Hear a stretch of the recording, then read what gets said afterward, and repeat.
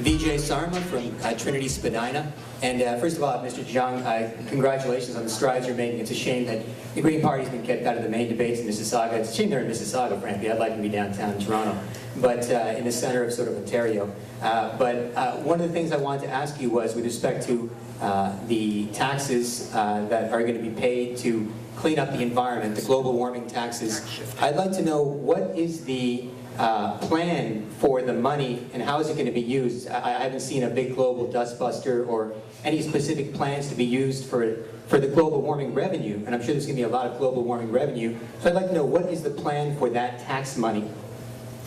Just before letting Frank answer, I want to tell everyone a little story. Last night there was a leaders' debate in Mississauga, and initially Frank was excluded. And then our candidate in Halton went and made an impassioned plea to the city councillors of Mississauga, and they relented and let Frank into the debate. And do you know, the instant Frank was in the debate, the other leaders were no longer available. Their schedules changed instantaneously. The other parties are afraid to face Frank, afraid to face the Green Party.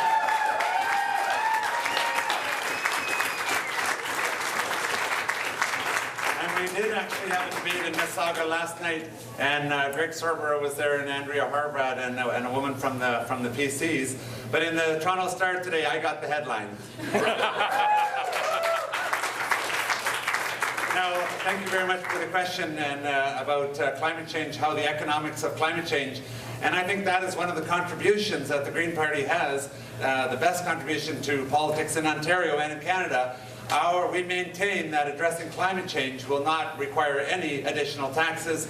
We would not do it through carbon permits. We would do it through a tax shifting off of jobs, off of businesses, and dollar for dollar onto carbon tax at point of entry into the province. So when oil comes into Ontario, when coal comes into Ontario, there is a tax levied. Any industry that decides to use that pays a levy, and that creates a revenue stream to government with which government can lower income taxes. So it has a multiple benefit. It makes people less expensive to employ, and it makes resources more precious to use, to conserve for future generations, for carbon sequestration, and to keep our planet clean. So it's a multiple benefit, and it's not a tax hike.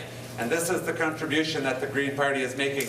And it makes absolute sense. When people hear it, they say, wow, that really makes sense. We say, pay for what you burn, not for what you earn. And the crowd goes wild.